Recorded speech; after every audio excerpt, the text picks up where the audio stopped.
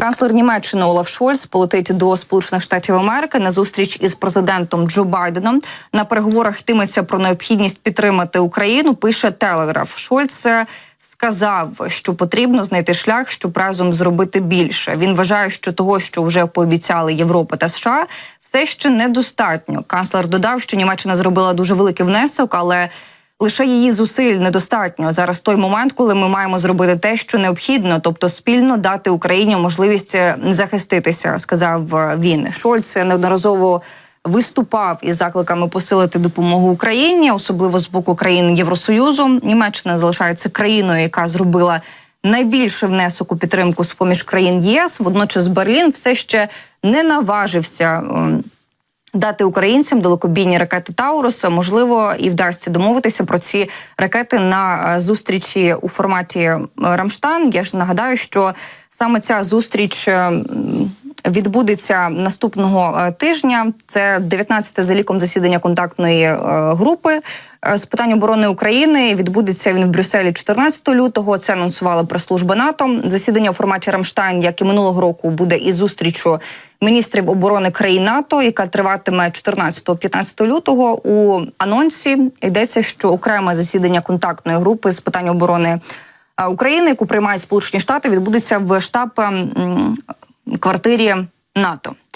І все ж таки будемо далі говорити про те, що відбувається і на території нашої країни. Зокрема, всі ми розуміємо, про що будемо говорити, які у нас інфоприводи з'являються. Іван Ступак, колишній співробітник СБУ, експерт Інституту майбутнього, з нами на прямому зв'язку. Пане Іване, я вас рада бачити.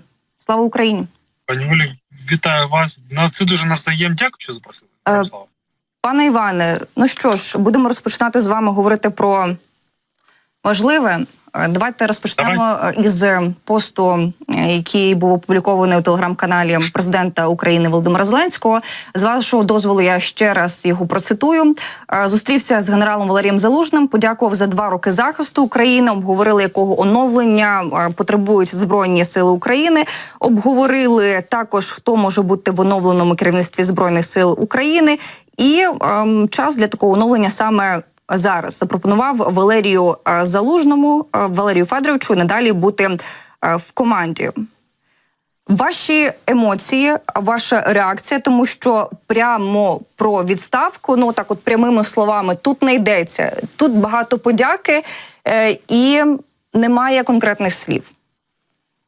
Ви теж це побачили? Я думаю, що це я тільки так прочитав, бо я дійсно бачив 2 пости від Валерія Залужного і від президента Зеленського. Я намагався для себе зрозуміти, сказати, так це все ж таки звільнення, чи все ж таки Валерій Залужний залишається на своїй посаді? Ну, більше схиляюся, звісно, що це вже швидше за все звільнення, але дійсно тут можна по-різному відноситися до цього. Ну, так, плітки про це ходили давно, декілька місяців, було зрозуміло, що рано чи пізно це відбудеться.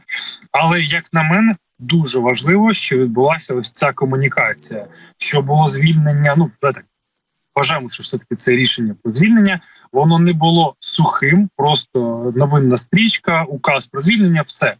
Тут була зустріч, тут була синхронні тексти від президента і від главкому. Вони обоє змістили одну і ту ж світлину, тиснуть руки. Нормально, немає образ, принаймні в публічному просторі, ніхто нікого не ображається.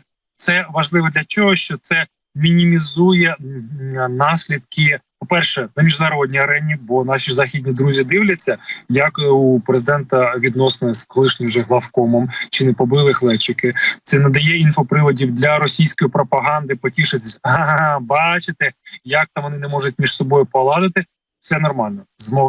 Змогли подолати ці непорозуміння і розбіжності, принаймні офіційно. Немає цих ось великих сперечань в публічності, немає судових позовів. Можливо, вони там десь потім і будуть, але зараз все нормально, по-людськи, по-джентльменськи, по-військовому, як це вимагають військові часи. Дійсно, велике питання, а хто ж наступник і яка буде команда наступника? Це дуже важливо.